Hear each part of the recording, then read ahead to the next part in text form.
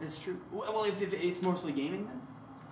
Yeah, it's mostly gaming. It's whatever shows up. I'm looking into, I would love to do more narration, books on tape.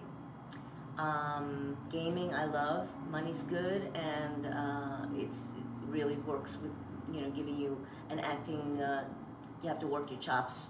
Do you find more and more stuff just flying at you then? I mean, is work just growing and growing? Or? No, it's pretty slow. I mean, I'm doing one thing from Korea now with Mona Marshall and Wendy Lee and Kirk Thornton. It's a Korean storybook where we're doing little voices. Oh. And that's ending, and they're trying to get more. And we're crossing our fingers that that's continuing. Other than that, that's coming up this week. I may be working on Robotech hopefully again. I had an audition at Disney for me and 100 million other women for some hippopotamus cutesy character last week. It's a day-to-day thing. I don't have anything coming that I know, oh, this is going to give me some solidity. It's very shaky right now. I have two questions that kind of play off of each other. And the first, other than voice acting, is there any like hobby or something that you're kind of getting yourself into these days that kind of works outside of the voice acting industry that you would pursue should you decide to make a career change or something? Make a career change. I'm such a lifer. It would have to be something creative. Nothing comes to mind. I know a lot of people coach. I have done that. I've coached other younger people if they've had auditions and things. I help my husband out sometimes. He has a design hardware business where I will work with him, just dealing with customers sometimes. We're into exercising. I like to eat, so I need to exercise in order to stay healthy. I don't have like something, like I'm not like an artist on the side or, gourmet cook. So nothing has shown up, but I'm willing for something to show up and get my attention at some point. But I'm just a kind of boring person. I like to act, I like to eat, I like to be with my family. We like to jam, we sing and dance. We have a lot of musician friends. And then the second question was, dating back, what would be like the worst job that you've ever had before voice acting? No. Waiting tables. I don't know if I should talk about that. Okay. Yeah, don't say what you don't want to. I think you got closed eyes on. I worked in a topless bar as a waitress wearing a leotard. I was not topless.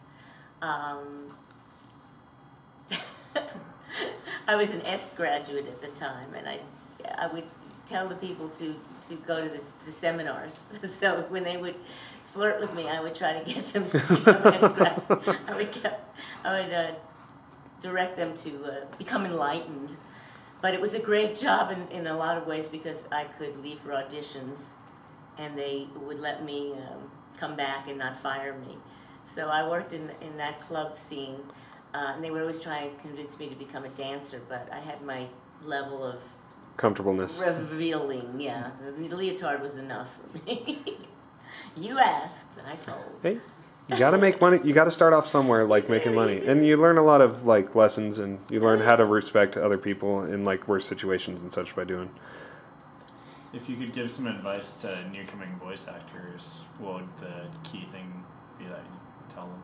Be honest with yourself. Really tape yourself. Get used to your own voice. You have to like your own voice. If you're cringing on the way you sound, then that's already, you're fighting yourself.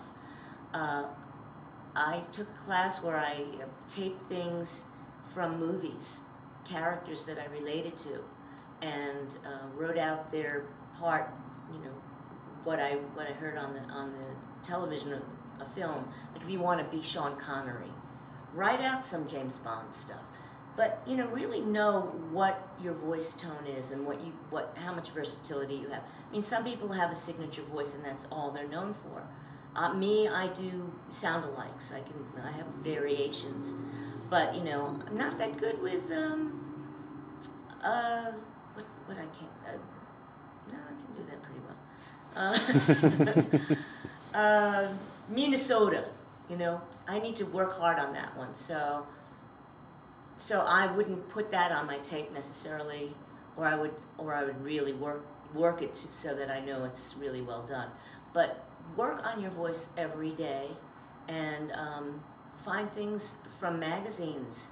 It depends on what kind of tape you're putting together. If it's commercial tape, go through magazines and find copy. If it's for cartoons, tape your favorite characters and really listen and say, gee, that doesn't have the energy it should have. You need a lot of energy in your voice to do that. Do you want to do that? Is that a goal of yours? I'm an artist, but not a voice actor at all.